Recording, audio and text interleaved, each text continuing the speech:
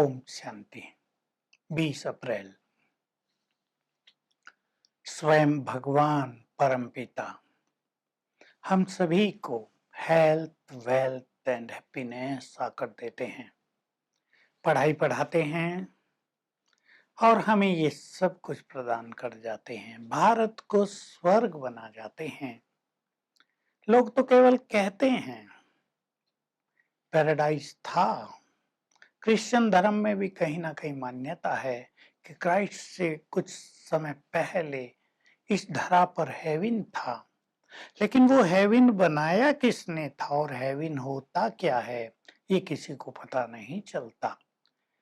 Christ ने तो अपनी बाइबल में कह दिया या उपदेशों में कह दिया था कि यदि सुई की नोक से ऊंट का निकलना भी संभव हो, परंतु साहूकारों का स्वर्ग में जाना संभव नहीं है। कितनी बड़ी बात कह दी थी। मतलब स्पिरिचुअल बनना ये कितना आवश्यक है। तो पहले स्वर्ग था, वो किसने स्थापित किया? तो बाबा आज अपना भी पूरा परिचय दे रहे हैं। मैं सृष्टि का बीज हूं, पतित पावन हूं, लिबरेटर हूं, गाइड हूं, तुम्हें मुक्ति जीवन मुक्ति देने वाला हूं, क्रिएटर हूं। तो मैं बीज हूं। मैंने इस संसार को हेवन बनाया था, जहां संपूर्ण सुख शांति थी, देवी देवताओं का राज था, तो वहां सब रहते थे। फिर धीरे धीरे नीचे उतरे। तो इसके लिए बाबा एक शब्द यूज करते हैं हमेशा, ईश्वरीय मत से भारत हेवन बना था, आसुरी मत से भारत सारा संसार हेल बन गया, नर्क बन गया है। ईश्वरीय मत एक बार मिलती है जब भगवान स्वयं आकर अपना ज्ञान देते हैं। मनुष्यों की मत तो चलती आई हजारों साल से, शास्त्रों के द्वारा, वेदों के द्वारा, ऋषि मुनि गुरुओं के द्वारा। उन्होंने भी कोशिश तो की मनुष्य को ऊंचा उठाने की, लेकिन गिरावट आती ही रही। देखिए, फिलोसफी के अनुसार, वेदों के अनुसार सतयुग में धर्म के 4 चरण, त्रेता में 3, द्वापर में 2 और कलयुग में 1 माने जाते हैं। चरण का अर्थ है सतयुग में 100 डिग्री धर्म, त्रेता में 75, द्वापर में 50 और कलयुग में 25, और कलयुग के अंत में तो 5% रह गया। तो क्यों हुआ ये? गुरुओं की मत मिली, वेदों की मत मिली, अच्छी मतें मिलती रही, पर उन मतों को, उन अच्छी राय को जीवन में धारण करना क्यों कठिन हुआ? बाबा उसकी विधि, उस क्या मिसिंग हुआ वो बताते हैं कि मैं हूं सर्वशक्तिवान, मेरे से तुम्हें शक्तियां मिलती हैं। तुम्हारा मेरे से कनेक्शन नहीं था, शक्तियां नहीं मिली, तो अच्छी राय होते भी तुम अच्छे नहीं बन पाए। गिरावट होती रही, धर्म नीचे उतरता आया और आज 5-7 डिग्री उसकी पावर रह गई है। धर्म दिखावा रह गया है, धर्म किताबों में या मंदिरों में रह गया है। तो बाबा कह रहे हैं तुम शिव शक्तियां हो, शिव से शक्तियां लेते हो, माया को जीतने की, विकारों को जीतने की, भारत को स्वर्ग बनाने की। ये भारत योग बल से ही स्वर्ग बनता है, और तुम अब योग बल के द्वारा सर्वशक्तिवान की शक्तियां लेकर इस भारत को पुनः हेवन बना रहे हो। ये सब बातें आज बाबा विशेष रूप से हमें कह रहे हैं। तो हमें ईश्वरीय मत पर ही चलना है। देखिए, भगवान ने बाकी सभी मतों को आसुरी मत कह दिया है।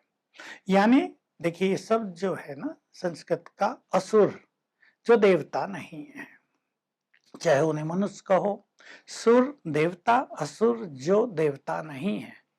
तो कोई भी देवता नहीं है, चाहे वो गुरु हो या पंडित हो। उनकी मत पर चलकर हम नीचे उतरे, उनकी मत को भगवान ने आसुरी मत कह दिया है। इसलिए इस शब्द को गलत न समझकर कोई परेशान न हो कि भगवान ऐसा क्यों बोलता है। तो हमें ये देखना है हम कितना ईश्वरीय मत पर चल रहे हैं। जब स्वयं भगवान ज्ञान देने आ जाए, जब वो स्वयं मार्ग दिखाने आ जाए, जब वो स्वयं राजयोग सिखाने आ जाए, तो हम समझ सकते और चीजों का कितना महत्व रह जाएगा। पुनः आज बाबा हम सभी को वही शिक्षा दे रहे हैं। तुम्हें संपूर्ण प्योर बनना है तो भाई भाई की दृष्टि का अभ्यास करो। सब आत्माएं हैं। देह देखने से क्रिमिनल ख्यालात उठते हैं, बुरे विचार उठते हैं, निगेटिविटी पैदा होती है, विकार उत्पन्न होते हैं। इसलिए हमें पुनः पुनः आत्मिक दृष्टि के अभ्यास पर बहुत ध्यान देना चाहिए। ये हमारी बहुत ही सुंदर साधना है। इससे चित्त शांत भी रहता है। हमें याद रखना है, जब हम दूसरों को आत्मा देखते हैं तो हमारे वाइब्रेशंस उनको जाने लगते हैं। देह देखते हैं तो देह के वाइब्रेशंस हमें आने लगते हैं।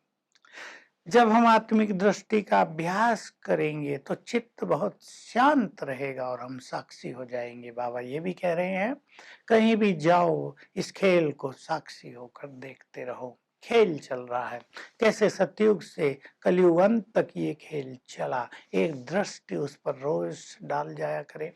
तो अब जो खेल चल रहा है, भिन्न भिन्न आत्माएं जो पाठ बजा रही हैं शरीरों में बैठकर, उसके लिए भी हमें साक्षी भाव जरूर अपना लेना चाहिए।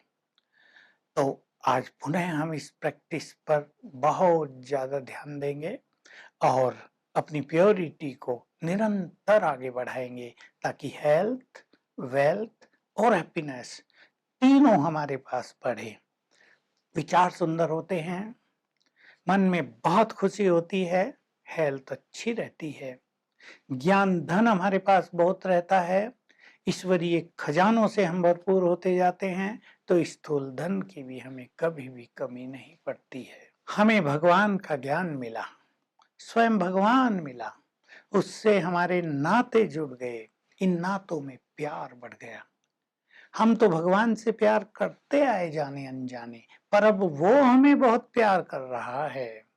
ये हमें गुड फीलिंग, डीप रियलाइजेशन रोज का अनुभव होने लगा। तो इस स्नेह को हम बढ़ाते चलें। बाबा से हमारा बहुत स्नेह हो जाए तो माया का स्नेह भी फीका पड़ने लगेगा। दोनों बातें हैं।